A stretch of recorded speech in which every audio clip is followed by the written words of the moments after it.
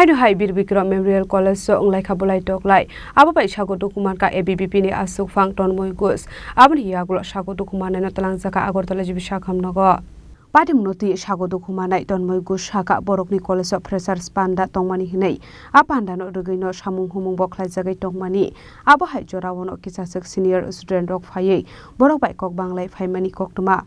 Abohai Jorawono Sago dukhomankha AVBP ni Achukphang Tanmoy apati munu rugino Nugjakha Kapla কি হইছে আমি আমার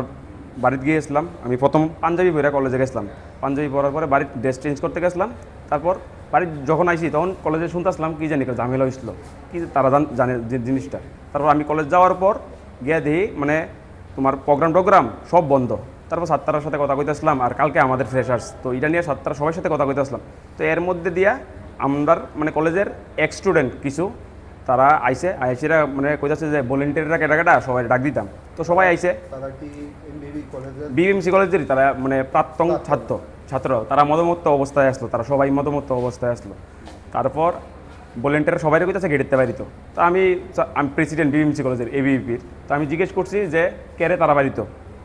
তারপর হ্যাঁ লগে আমার শর্মা আছে একটা শর্মার পরে ফালাইছে আর তার লগে কুনাল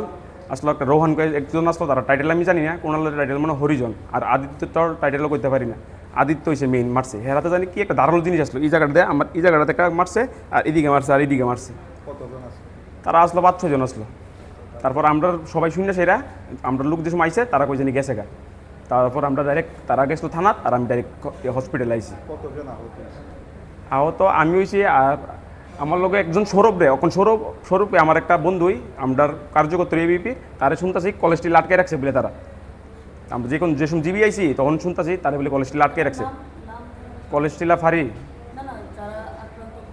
একজনের নাম হচ্ছে আদিত্য দেব মনে হয় টাইটেলটা একটু মোটা করে একজনের নাম হচ্ছে রোহান পাল বাড়ি ইন্দ্রনগর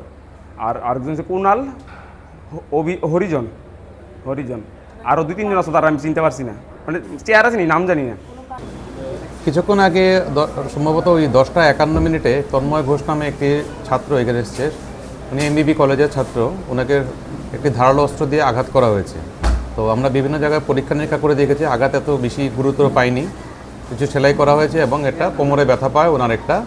এক্সরে করতে দেওয়া হয়েছে উনি এক্সরে করেছেন প্রাইমারি চিকিৎসার পর অর্থোপেডিক্স দেখেছেন এবং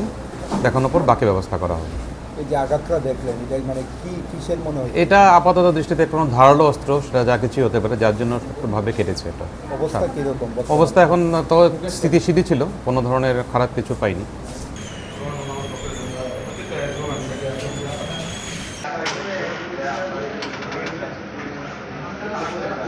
Khorang Chini Khorang